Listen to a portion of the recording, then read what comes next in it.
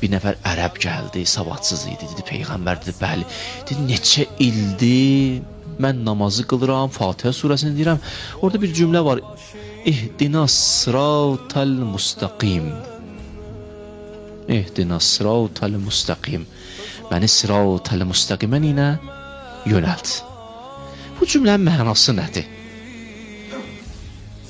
Bir var, əmir Peyğəmbər izah verəydi də. İndi bizdən soruşsuz, biz izah verəcəyik. Sirat budur, müstəqim mənası budur, hidayət budur. Hidayətin 2 dənə mənası var.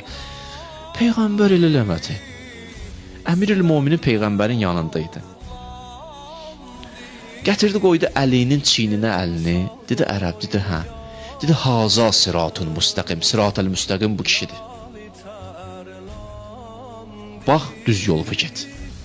Bütün aləm bu tərəfə getsə, o bu tərəfə düş onun arxasıca. Sırat-ül müstəqim budur. Ondan sonra dedi, filan dedi, bəli. Dedi, bütün Quranı canlı şəkildə görmək istəyirsə, hə? Bəli. Dedi, o əhlikdir.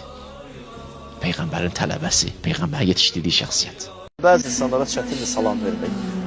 Bəzi insanlar özünü o qədər üstün bilir ki, gözləyirlər ona salam versinlər. Çünki çox öyrəşib ona salam versinlər, ona ehtiram etsinlər.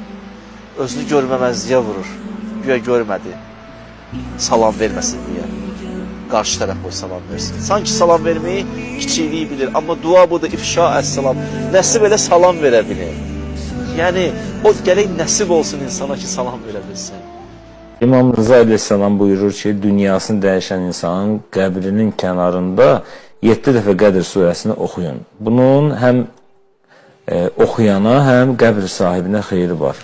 Burada hansı xeyirdən söhbət gedir? Qəbrin əzabı var. O əzabın qabağını alan amillər var.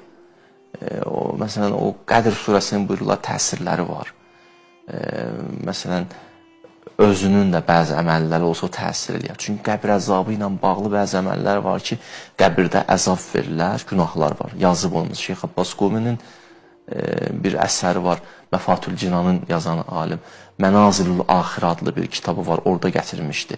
Hansı günahlar eləsin, əlbəttə bir də o xəbər gəzdirən, zahirən yadında qalan ki, o da qəbir əzabı var. Biri, belə deyək, pis xasiyyət də çobud insan, qaba insandır evdə.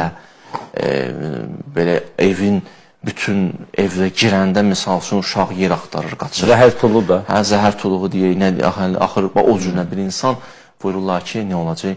Onun qəbir əzabı var. Onun qəbir əzabı var. Bəzi əməllər də var, qəbir əzabını götürər. Qəbir əzabını götürər.